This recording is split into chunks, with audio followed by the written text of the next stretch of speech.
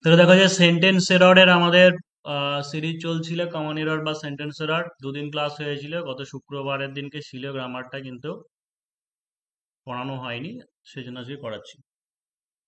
তো যে যে নিয়মগুলো বাকি ছিল সেগুলো আমরা সেন্টেন্স যখন করব তখন করতে করতে বলে দিচ্ছি। প্রথম আজকে যে কোশ্চেন আছে, দেখো যে I have no rupees, I have no rupees. অর্থাৎ আমরা 1 রুপিস, 2 রুপিস কি 3 রুপিস যখন তার মান বোঝাই তখন সেই ক্ষেত্রে বলি। কিন্তু যখন আমরা বাংলায় বলবো তখন কি বলবো, যে আমার কাছে কোনো টাকা নেই বা হচ্ছে আমার কাছে কোনো অর্থ নেই। অর্থাৎ সেটার অ্যামাউন্ট বা ভ্যালু বলতে চাইছি আমরা, যে আমার কাছে কোনো অর্থ নেই। আসল মানেটা হচ্ছে এটা। সেই কারণে রুপিস কথাটা হবে না। রুপিস মানে কি, যদি একজাক্ট যখন বলবে 5 টাকা 10 টাকা তখন সেই ক্ষেত্রে হচ্ছে রুপিস। তাহলে আমার কাছে কোনো অর্থ নেই মানে যে আই হ্যাভ নো কি হবে, মানি। এই ক্ষেত্রে আমরা বলি যে আই হ্যাভ নো মানি, আমার কাছে কোনো অর্থ নেই। তাই আই হ্যাভ নো রুপিস হয় না।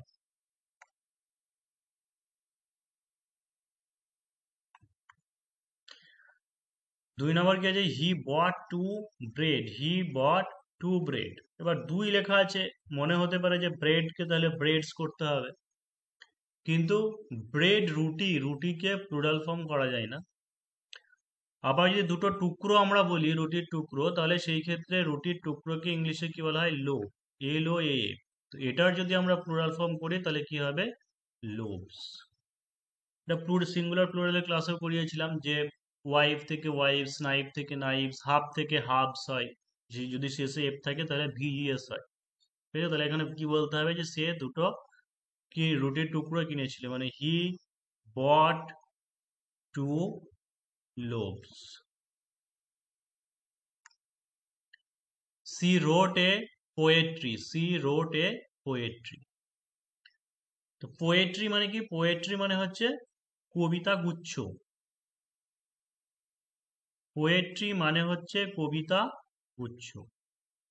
অর্থাৎ অনেকগুলো কবিতা একসঙ্গে হয়ে গেলে সেটাকে বলা হয় কবিতা গুচ্ছ, মানে কি পোয়েট্রি। এখানে তার আগে কিন্তু ইয়ে বলা আছে, তার মানে পোয়েট্রি হয় না। She wrote a poem, she wrote a poem, সে একটা কবিতা লিখেছে। He gave him fooding and lodging, he gave him fooding and lodging. আমরা অনেক সময় বলতে বলতে ব্যবহার করে দিই যে সে তাকে ফুডিং এবং লজিং মানে খাবার, থাকা, থাকা খাওয়া দিয়েছিল। কিন্তু কি হচ্ছে, যে ফুডিং অ্যান্ড লজিং বলে কোনো কথা হয় না, সেটা হচ্ছে কি food and lodging, food and lodging, বা হচ্ছে বোর্ড অ্যান্ড লজিং। তো কি হচ্ছে, we gave him, we gave him food and lodging. বা যদি কোনো সময় বোর্ডিং এর কথা থাকে, হয়তো বোর্ডিং অ্যান্ড লজিং, সেই ক্ষেত্রে মনে রাখবে যে বোর্ড অ্যান্ড লজিং হয়, বোর্ড অ্যান্ড লজিং, ফুডিং হয় না। He will pay schooling fees, schooling আবার কি, স্কুল থেকে আসছে স্কুলিং নাকি, সে বিদ্যালয়ের ফিস মানে অর্থ জমা দেবে। তো হচ্ছে স্কুলিং ফিস হয় নাকি, school fees, hospital fees, tuition fees. তবে pay he will pay school fees, school fees.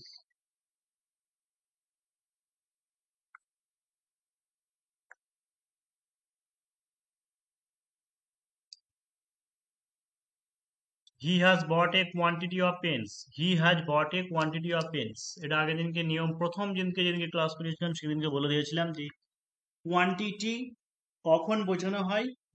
Quantity অর্থাৎ একটা পরিমাণ বোঝানো হয়, পরিমাণ, যেটা হতে পারে কেজি বা কুইন্টাল, গ্রাম, এরকম একটা পরিমাণ বোঝাবে।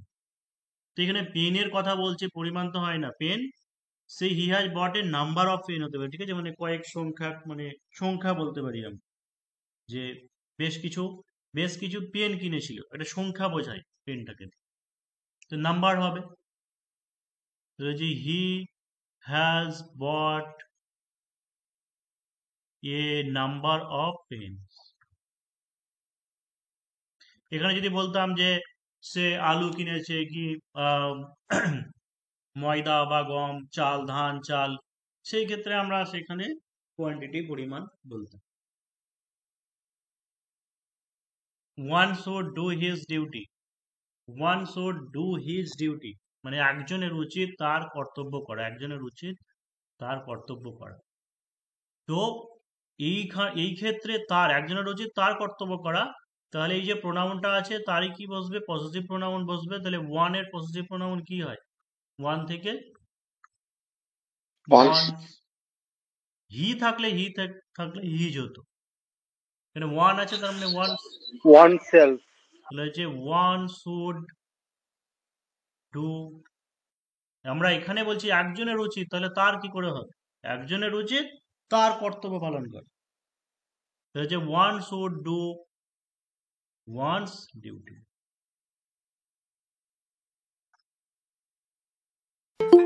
দেখো, I shall go to my house, I shall go to my house.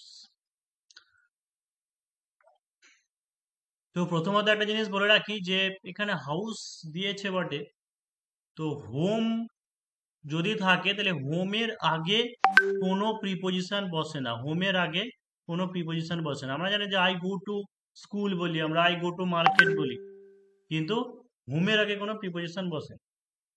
আর যখন হোম, হোম মানে হচ্ছে নিজের বাড়ি, তো সেই ক্ষেত্রে বলা উচিত কি যে I shall go home, I shall go home, আমি বাড়ি যাব, মানে হচ্ছে আমার বাড়ি যাব। There is no place in the bench, there is no place in the bench, there is no space place হবে। In the bench. তাহলে স্যার আগেরটা মাই হবে না sir? He has sold his furnitures, he has sold his furnitures, সে তার আসবাবপত্র বিক্রি করেছে। আগের একটা থেকে গেল স্যার। ফার্নিচার হবে, ফার্নিচার্স হবে না। আচ্ছা, একটা বাদ গেল, সেটা হচ্ছে there is no place in the bench. বেঞ্চে কি হয়? বসা হয়, তাই তো, বেঞ্চে বসা হয়, মানে বেঞ্চে একটা, ওটাকে সিট বলা হয়, আসন, মানে প্লেস জায়গার কথা বলা যাবে না। তো বলতে হবে যে there is no seat, there is no seat in the bench. SIT seat মানে বসা, ভার্ব, আর এসিএটি সিট মানে হচ্ছে আসন বা জায়গা। স্যার নো রুম করা যাবে না sir, there is no room. There is no, there is no room মানে ইন দ্য বেঞ্চ থাকা যাবে। থেকে অন দ্য বেঞ্চ হয় না স্যার? না। আমরা যদি এবার বলি যে কোনো একটা বই রাখবে টেবিলের উপরে, কি এর উপরে, তখন আমরা বলবো যে put the glass on the table, এটার উপরে রাখো, সেই অর্থে আমরা অন বলবো। এখানে কি আমরা বসা টসা বলছে যে নেই, মানে এখানে যে অর্থে সেটা হচ্ছে বেঞ্চে কোনো জায়গা নেই, অর্থাৎ বাংলা সেন্সটাকে একটু ভালো করে বুঝতে হবে যে there is no place in the bench মানে বেঞ্চে কোনো জায়গা নেই। আমি কি বলেছি যে বেঞ্চের উপরে বসো বা বেঞ্চের উপরে টেবিল বইটাকে রাখো, সেটা কি বলেছি? অন কখন হয়? অন মানে হচ্ছে উপরে ছুঁয়ে আছে অর্থে যখন বোঝানো হয় তখন। He has sold his furnitures, ফার্নিচারকে বলেছিলাম যে ফার্নিচার ফার্নিচারকেও প্লুরাল ফর্ম করা যায় না, ফার্নিচার্স হয় না, তো হচ্ছে he has sold his furniture, he has sold his furniture. I have kept my words, I have kept my words মানেটা এটাই যে আমি আমার কথা রেখেছি। বাংলা মানে বললে কি হবে? যে আমি আমার কথা রেখেছি, কথা বা হচ্ছে প্রতিশ্রুতি। তাহলে কথা বা প্রতিশ্রুতি এটা কি ওয়ার্ডস হয়? হবে না। সিঙ্গুলার হবে, ঠিক আছে, এটা হচ্ছে সিঙ্গুলার। এমনি যেটা ওয়ার্ডস বলি যে অনেকগুলো শব্দ, কিন্তু এখানে সেই ওয়ার্ড মানে এই ওয়ার্ডস মানে শব্দকে বোঝাচ্ছে না, এটা মানে হচ্ছে কথা বা প্রতিশ্রুতি, সেই কারণে জন্য এটা হচ্ছে সিঙ্গুলার হবে, অর্থাৎ I have kept my word, I have kept my word. He bought two pairs of shoes, he bought two pairs of pair shoes. তাহলে টু বলে দিয়েছে, আর পেয়ার, পেয়ার মানে তো জোড়া, পেয়ার মানেই তো জোড়া, তাহলে পেয়ার্স করার কি দরকার? এবার যদি বলে যে অনেকগুলো জোড়া, সেই ক্ষেত্রে মেনি করতে পারো, সেই মেনি থাকতে পারে। তাহলে কি হয়েছে যে হি bought two pair, two pair মানেই হচ্ছে জোড়া, টু পেয়ার অফ শুজ, দু জোড়া। এবার তুমি যদি বলে অনেক জোড়া, সেই ক্ষেত্রে he bought many pair of shoes. The sceneries of this place are beautiful. The Scenery. sceneries of this place. Scenery হ্যাঁ, তো সিনারিকে কখনো সিনারিজ করা যায় না, অনেকগুলো দৃশ্য হয় না, অর্থাৎ সিনারি মানেই হচ্ছে দৃশ্যাবলী একটা। সেখানে SCENERY, সিনারি মানে একটা টোটাল দৃশ্য। এগুলো যে এটা এখানকার একটা দৃশ্য, এখানকার একটা দৃশ্য, সেটা হয় না। টোটালটা তুমি যে জায়গাটা দেখছো সেটাই হচ্ছে একটা সিনারি, সিনারিজ হয় না। তাহলে প্রথমত এটা যদি চেঞ্জ করে দিই তাহলে কি দাঁড়াচ্ছে, the scenery, SCENERY, the scenery of this place. আর যেহেতু এটা সিঙ্গুলার হয়ে গেলে তাই আরটা চেঞ্জ হয়ে কি হয়ে যাবে, ইজ হয়ে যাবে। The scenery of this place is beautiful. His informations are false. আগের দিনে বলেছিলাম ইনফরমেশনস হয় না, ইনফরমেশনই হয়, তথ্য, ইনফরমেশন। তাই হচ্ছে শুধু ইনফরমেশন। ও আচ্ছা, পুরোটাই লিখে দিই যে his information is false.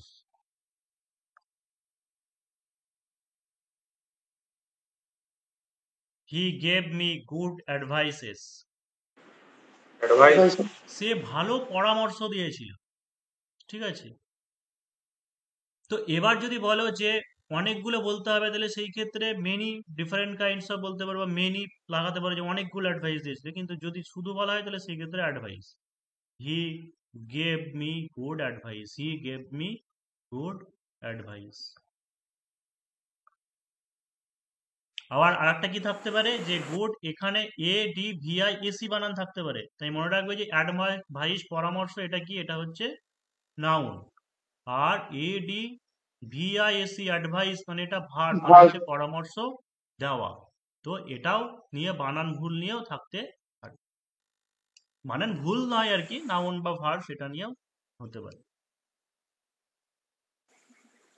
Sir আগের বাক্যটা ইনফরমেশনকে প্লুরাল করতে গেলে মেনি ইনফরমেশন দিতে হবে নাকি স্যার? হ্যাঁ, অনেকগুলো তথ্য দিয়েছে সেটা বলতে পারো। আওয়ার হাউস,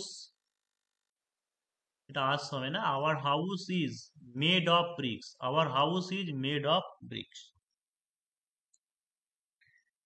আমরা যদি বাংলা সেন্স বলি তাহলে কি বলবে, ধরো বাংলায় বলছো তাহলে কি বলবে, যে আমাদের বাড়ি, আমাদের বাড়ি কি, ইটের তৈরি। ইটের তৈরি। নাকি বলবে যে ইটগুলির তৈরি, বলবে? তো বলবে না, আমাদের বাড়ি ইটের তৈরি। অর্থাৎ উপাদানটা কি আছে, উপাদানটা আছে ইট।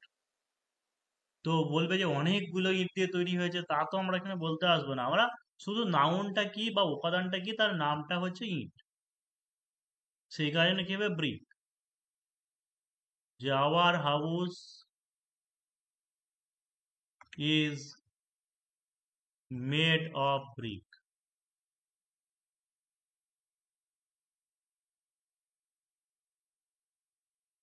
Many a man have come. Men হবে হ্যাজ হবে, মেনি এ ম্যান তো সিঙ্গুলার। Many a man ঠিকই আছে, কিন্তু কি বলেছিলাম যে ইচ, এভরি, তারপর হচ্ছে এভরি ওয়ান, তারপর হচ্ছে মেনি, নান অফ দিস বা হচ্ছে নান, এইগুলা সর্বদা সিঙ্গুলার ব্যবহার হয়। ঠিক আছে, এগুলো মানে সর্বদা হচ্ছে singular. Many a man has কাম।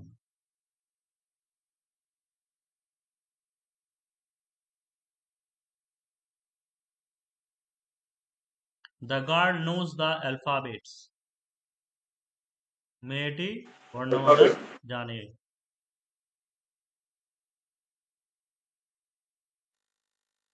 কি হবে? শুধু অ্যালফাবেট। Alphabet. এস হবে না স্যার? শুধু অ্যালফাবেট, অ্যালফাবেট মানেই তো বর্ণমালা, কারণ 26টা লেটার নিয়েই তৈরি হয়েছে, থেকে সেটাকে অ্যালফাবেটই বলে। অ্যালফাবেটস তো হবে না স্যার ওই আগেরটাই হ্যাজ হয়েছে, ওটা কেম হবে না? মেনি থাকুক, মেনি, ইচ, এভরি, নান, সর্বদারা সিঙ্গুলার হয়।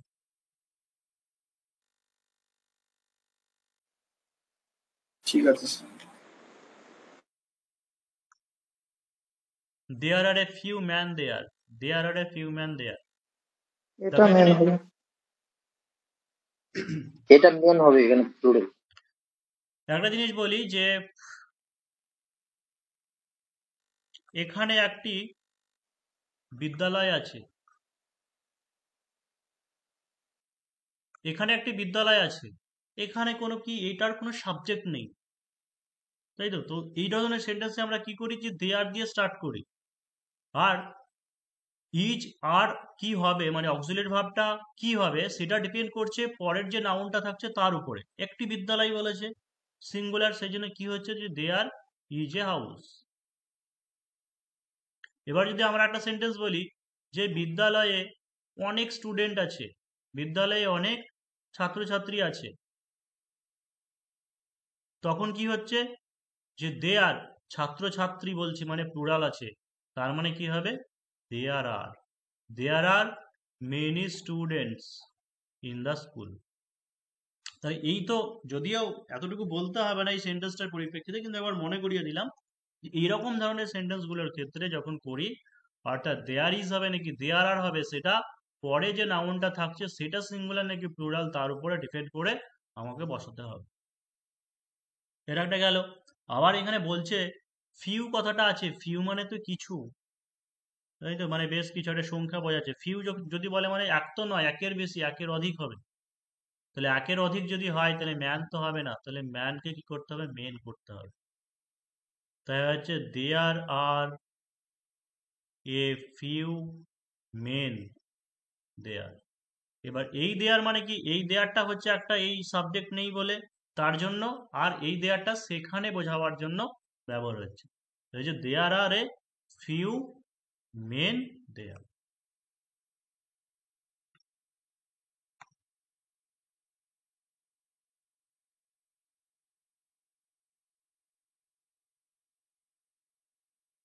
He likes vegetables.